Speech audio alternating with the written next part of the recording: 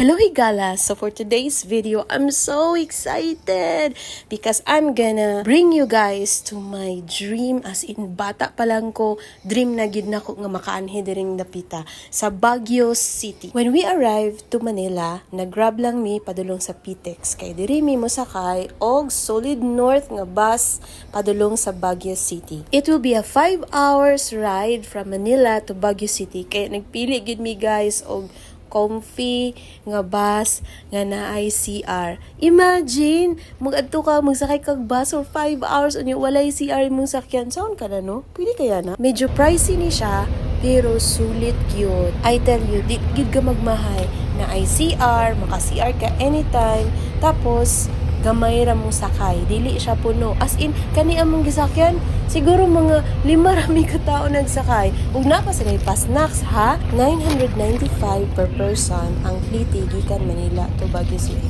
Pero it's worth it good.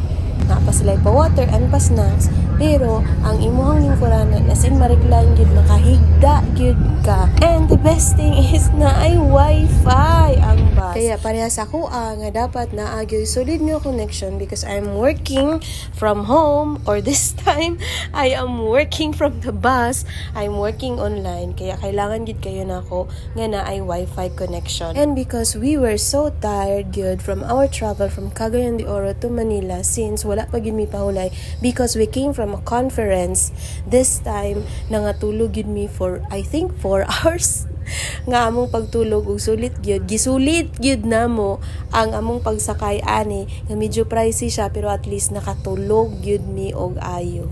It's so comfy, you guys. Oh, this is it, pansit. We are in Baguio City. Og kabalo ka, ang bus diri gyud mo hunong ani Cordillera University in front of SM Baguio City. Yay! Nakatungtong na gid kog Baguio. This is their overlooking inside SM, and we took some photos here. Tugnaw na gid diri guys. Tugnaw na jud kaayo.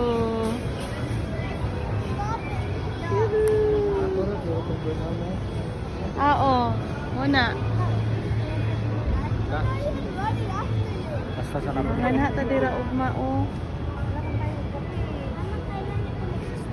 Hi guys. Muni ng SM Baguio guys.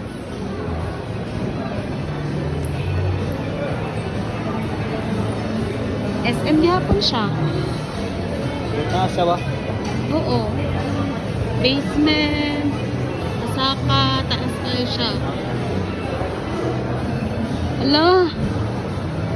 Dito, okay na ay 50%.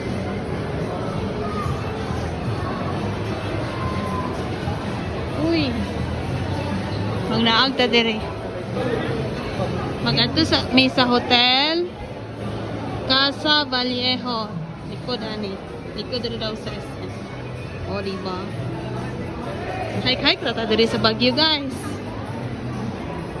Pagawas na mo sa SM City, pag naog lang gamay na nadayon mi sa mong stayhan Casa Vallejo, og tapad ana is the spa nga gitrabahoan ni Ma'am Ash before dira sa Baguio. Ug kabalo mo guys, nice kayo ang ilang massage dirang dapita, as in worth it gyud. Nagpa-massage kit mi ni. Kabalo ba mo guys nga among gistayhan kini nga building is an old building sa Baguio City, dated 1909. Diba? 1909. Ang ilahang room rate diri is almost 5,000.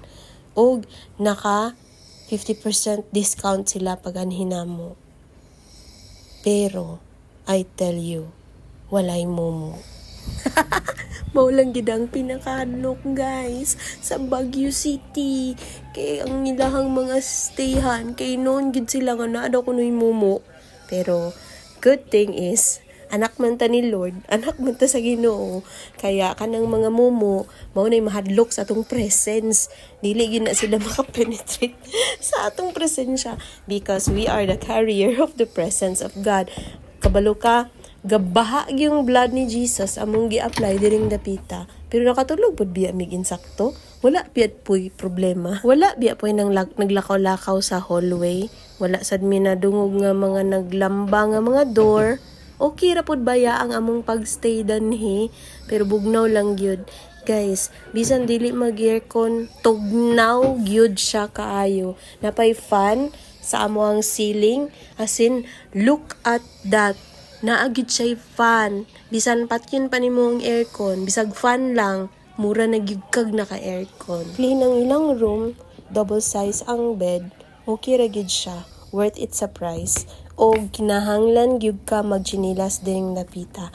Kay ang ilang salog, perteng bugnawa, mura gaayos. Ug naaday sila yung mga room service, napod sila yung restaurant. Pricey lang. Pero na silang restaurant halami ilang food. O the next morning, sayo gyud mi nagmata. Kay nga naman, maglaroy-laroy mi diri sa Baguio City. O pagawas na mo, gosh, grabe gyud kayo. Kabugnaw. Kung bugnaw sa sulod, naku, mas bugnaw sa gawas. Kung gusto ka magpainit, sulod. Kung gusto ka magpabugnaw gayo, hala, gawa sa Bagyo o paglaroy-laroy. So, kini siya, ulan-ulan siya gamay, taligsik ra, pero go pa gyud mi. Kaya nga naman, dili na mo malaag ang Baguio City. Kaya bahala nagataligsik, sige, laroy-laroy gyud ta diring adlaw. Tugnaw. Ano man laging nag-ani-anhiman. Tugnaw kayo. Kabalo mo higala, one of the things nga akong na-observe gyud dinhi sa Baguio, kay ilang mga driver, grabe ka disiplinado kaayo.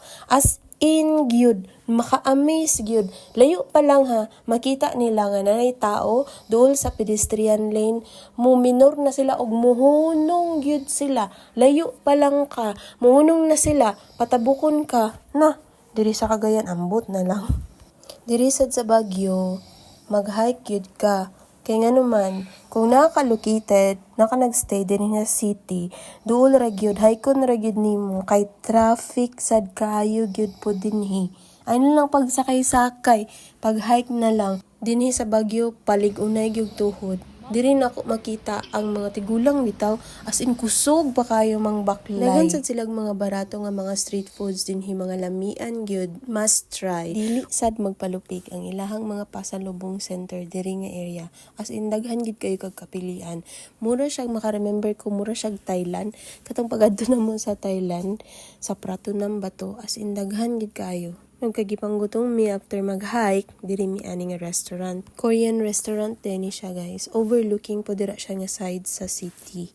Og gusto ta namo gyud mag-adtog La Trinidad ani nga time, kay tomorrow magbalik na mi baba sa Manila. Pero as in, grabe gyud ka fogs, grabe ka tugnaw ang lugar, murag wala na kay makita. So we just decided nga dili na lang mi mag-adto sa Strawberry Farm.